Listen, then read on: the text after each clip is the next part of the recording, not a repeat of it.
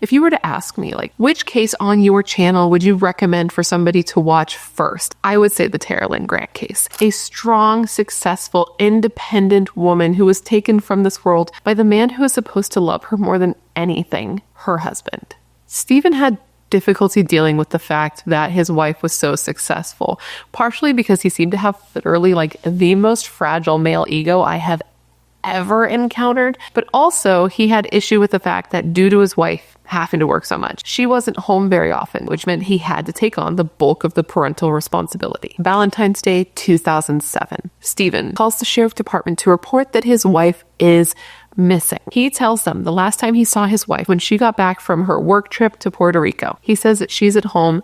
The two of them are talking. She's unpacking her bags when she tells him that she's going to be leaving early to go back to Puerto Rico. They fight. They argue in the bedroom. Tara leaves the bedroom. She's repacked her bags and she's still fighting with him.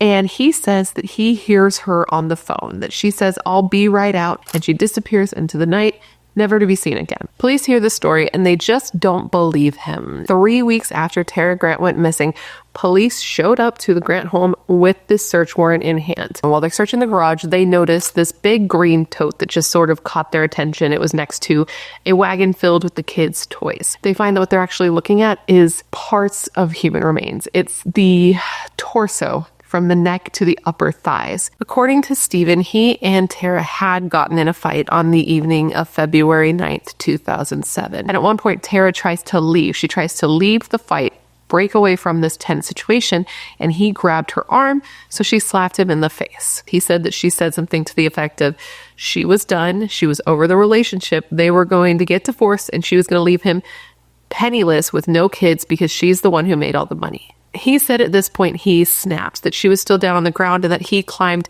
on top of her and started to strangle her with his bare hands. Now, once Stephen realized that his wife was dead, he went into panic mode because his kids were home, by the way. They were in the house. He reportedly cut her into 14 pieces, and then he destroyed all of the items that she normally traveled with to make it look like she just disappeared. Do you believe that Tara's murder was premeditated, or do you think it was a heat of the moment, a heat of passion murder?